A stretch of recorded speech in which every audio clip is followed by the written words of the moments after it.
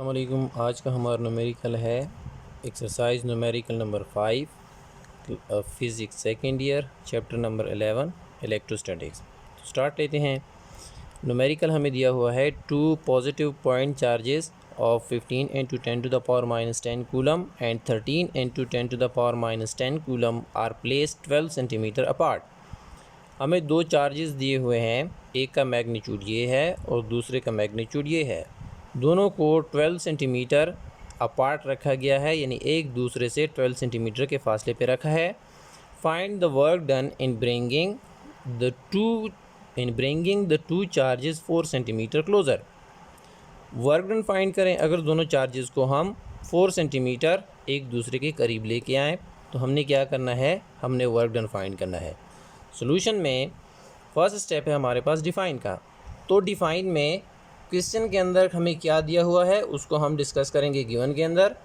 तो गिवन में हमारे पास दो चार्जेस के मैग्नीट्यूड दिए हुए हैं, तो हम लिखेंगे मैग्नीट्यूड ऑफ द चार्ज।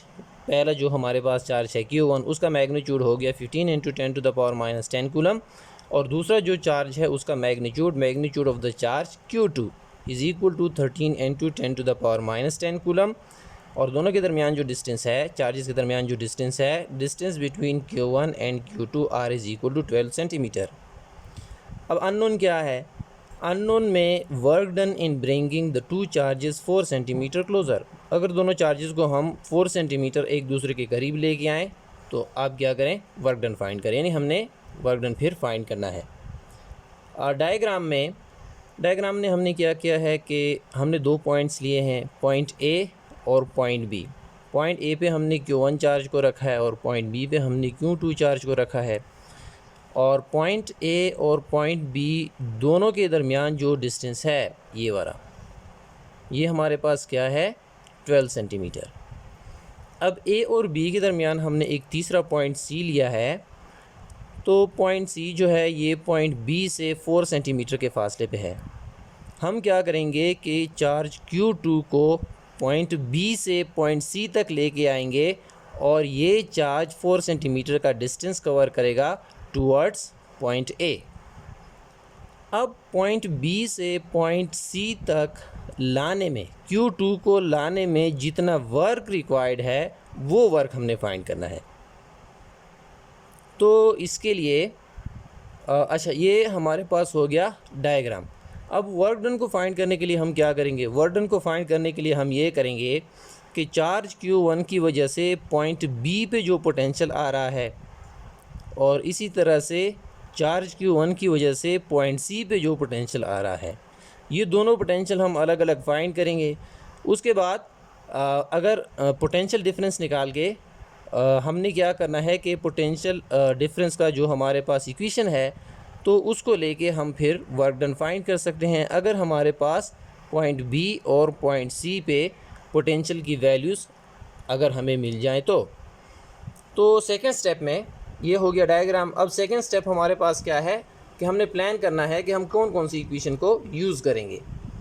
तो सेकेंड स्टेप जो है हमारे पास प्लान का, तो हमने क्या किया कि potential at point C due to charge Q1 की वजह से पॉइंट सी पे जो पोटेंशियल बन रहा है, अभी हम डायग्राम में भी बात की, तो उस पोटेंशियल को हमने नाम दिया VC कि ये हमारे पास पोटेंशियल है एट पॉइंट सी और ये आपके पास बराबर हो जाएगी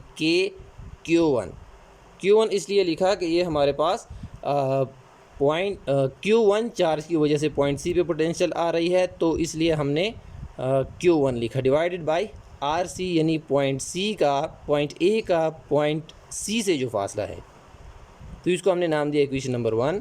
इसी तरह से potential at point B due to charge Q1, तो सिमिलरली आपके पास पोटेंशियल एट पॉइंट बी जो है VB is equal to Q1 divided by point A का, यानी चार्ज Q1 का जो फासला पॉइंट बी से है वो आपके पास RB। तो ये आपके पास इक्वेशन 2 हो जाएगी। अब पॉइंट बी और सी के दरमियान जो पोटेंशियल डिफरेंस है, जो अभी से पहले मैंने डायग्राम में आप लोगों को बताया कि potential difference between the point B and C, potential difference आपके पास पॉइंट सी पे जो पोटेंशियल आ रही है माइनस पॉइंट बी पे जो पोटेंशियल आ रही है, तो इससे आपको पोटेंशियल डिफरेंस मिलेगा between point B and C. इसको हमने इक्वेशन 3 का नाम दिया। Now work done on charge Q2 and moving it from point B to point सी।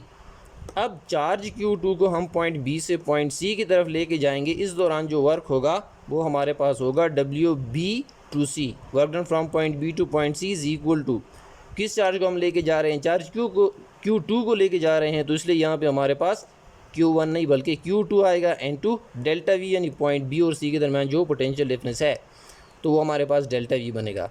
तो आपके पास work done from point B to C हो जाएगा Q2 N2 डेल्टा V। इसको हमने इक्वेशन नंबर 4 का नाम दिया। अच्छा, अब थर्ड स्टेप में हमने क्या करना है, हमने कैलकुलेट करना है। कैलकुलेशन में हम क्या करेंगे, कैलकुलेशन में हम ये करेंगे कि जो इक्वेशन हमारे पास इक्वेशन नंबर 1 है, तो इस इक्वेशन नंबर 1 को हमने लिया और उसमें सारी वैल्यूज़ पुट की, के की वैल्यू पुट की, Q1 की वैल्यू पुट की और आर सी जो हमारे पास डिस्टेंस है उसकी भी वैल्यू पुट की। इसको आप सॉल्व करेंगे, आपके पास पॉइंट सी पे जो पोटेंशियल बनेगा वो होगा 168.75 वोल्ट। इसी तरह से आप इक्वेशन नंबर 2 लेंगे और इक्वेशन नंबर 2 में वी बी जो है के की जगह पे आप वैल्यू पुट करेंगे, Q1 की वैल्यू पुट करेंगे, डिवाइड बाय आर बी की वैल्यू पुट करेंगे, तो आपके पास पॉइंट बी पे जो पोटेंशियल बनेगा वो आपके पास बनेगा 112.5 वोल्ट। इक्वेशन नंबर 3 को हमने लिया तो पोटेंशियल डिफरेंस आपके पास पोटेंशियल डिफरेंस डेल्टा वी यानी वी सी, पॉइंट सी पे जो आपके पास पोटेंशियल बन रही है माइनस पॉइंट बी पे जो आपके पास पोटेंशियल बन रही है, तो इन दोनों का आप डिफरेंस लेंगे, आपके पास पोटेंशियल डिफरेंस डेल्टा वी बनेगा 56.25 वोल्ट। ये थर्ड इक्वेशन हो गई। अच्छा, अब उसके बाद लास्ट जो हमारे पास इक्वेशन है W work done from B to C is equal to Q2 N2 delta V, equation number 4। तो इसमें हमने वैल्यूज़ को पुट करना है क्योंकि वर्क डन जो है वो पॉइंट बी से पॉइंट सी तक हमने फाइंड करना है, लेकिन इस दौरान हम कौन से चार्ज को मूव करेंगे, Q2 को, तो इसलिए हमने वर्क डन में Q1 नहीं बल्कि Q2 को लिया है। ये आपके पास इक्वेशन नंबर 4। अब इसमें आप वैल्यूज़ को पुट करेंगे, Q2 की वैल्यू N2 डेल्टा V, ये वाला पोटेंशियल डिफरेंस जो है, तो इसको आप कैलकुलेट करेंगे, आपको वर्क डन जो है फ्रॉम बी टू सी मिलेगा 7.31 × 10⁻⁸ जूल। ये हमारे पास वो वर्क है कि जब हम दोनों चार्जेस को 4 सेंटीमीटर एक दूसरे के नज़दीक लेके आएंगे तब हमें करना पड़ेगा। तो ये आपका फ़ाइनल आंसर। मिलते हैं नेक्स्ट वीडियो में, तब तक के लिए इजाज़त दीजिए। अल्लाह हाफिज़।